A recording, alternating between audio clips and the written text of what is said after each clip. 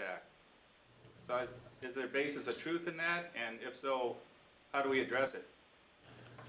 It'd be a pretty simple thing to address. I don't think that's the case, but you could do a secret ballot.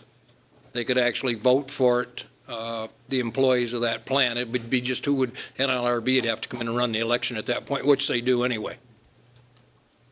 So it could be overcame. It's a small thing. They went right away. They went after the privacy of it, no differently than they use Social Security numbers. You don't want anybody to get your Social Security number.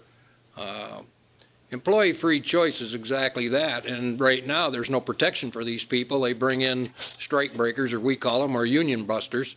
And they put the fear of God in these people. You sign one of these cards, we got you. That doesn't necessarily have to be so if the legislation's drafted properly. Yeah, the Employee Free Choice Act, the alternative, the Republican alternative, was you had to then not only sign the authorization card, but the ballot itself, you basically had to put your name on it, so they would know who voted for the union, who did not vote for the union. It's a great coercive tactic to thwart any efforts of working men and women to organize, to collectively bargain for their rights and wages. The other thing with the Employee Free Choice Act that's often left off is you're forced to arbitration for that first contract, so you can't run out the clock like they did up in Petoskey with the nurses up there, where it was the longest strike of the nurses in all of the United States. They ran them out for 3 years and kept hiring additional nurses and replacement nurses until finally all the new hirees were greater than the sum of those who wanted the union, and that's the way they destroyed the union movement. They never had a contract, even though they voted for it on two occasions to have a union. They had a union, they went to the table, and they never had a contract, and they forced them out by bringing in new employees. They finally decertified the union. That is before the NLRB. And speaking of the NLRB, there are 5 positions. Only 2 are currently filled. So we have 3 vacancies on the NLRB. Senator Obama will have an opportunity to put 3 people on it. Right now there's 2 people on it, 1 Democrat, 1 Republican. And then the general counsel, who's basically running the show, which was appointed by President Bush. The general counsel's running the show because there's only 2 people that can't even get a quorum. So he's making a lot of these decisions which have been harmful to the union movement or to working men and women. One last question here in East Lansing. Go ahead.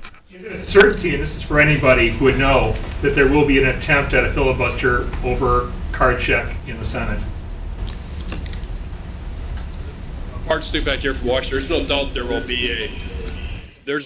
will be a attempted filibuster, but I think we will have enough of the moderate Republicans, and the 3 I mentioned before, Olympia Snowe, Susan Collins, and Arlen Specter.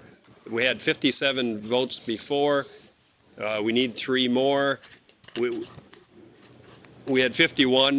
They're telling me about 58 Democrats and 3 more. That should put us at 61. Let them run it up the flagpole, and let's have it out once and for all. And let's get the 61 votes, stop the filibuster. We passed this in the House. Let's get it passed in the Senate. President Obama said he'd sign it. Let's give working men and women a voice again back in their employment conditions and their wages.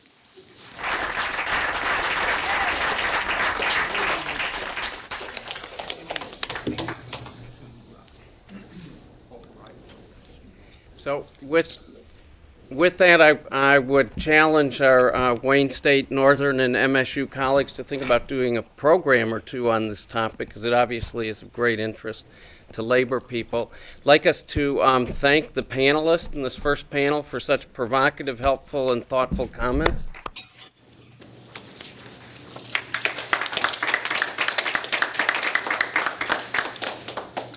Break and then start with our second panel. So.